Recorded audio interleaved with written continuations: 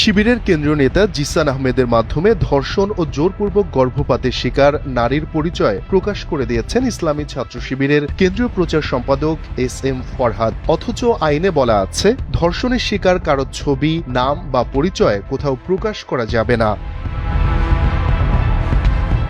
এই ঘটনায় ক্ষোভ প্রকাশ করে পাল্টা স্ট্যাটাসে সাবেক সমন্বয়ক আব্দুল কাদের লিখেন, টিপিক্যাল জামায়াত শিবিরের চরিত্রটা দেখেন, ওনাদের ন্যূনতম কমন সেন্স নাই, নাকি নিজেদের দোষ লাঘব করতে হিতাহিত জ্ঞান শূন্য হয়ে গেছেন।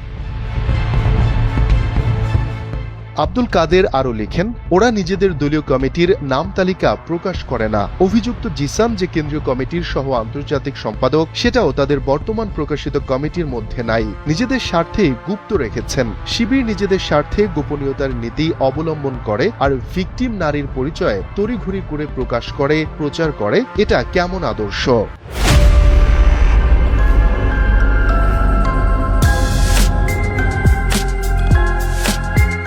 এর আগে ধর্ষণ, ভ্রূণ নষ্ট এবং অপহরণের নাটক সাজানোর অভিযোগে দেশ জুড়ে যখন শিবির নেতা জিসানকে নিয়ে সমালোচনা হচ্ছিল, তখন ফেসবুকে স্ট্যাটাস দেন এস.এম. ফরহাদ। সেখানে ভুক্তভোগী নারী ও তার বোনের নাম উল্লেখ করেন তিনি, যা সমালোচনার জন্ম দেয়।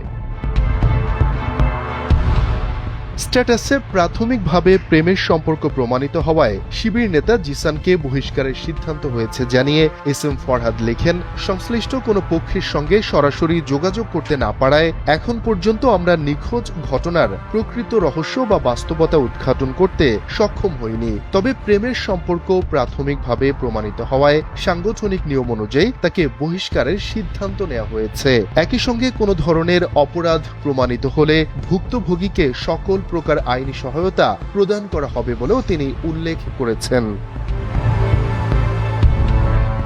শফিকুল ইসলাম শান্ত, এনপিবি।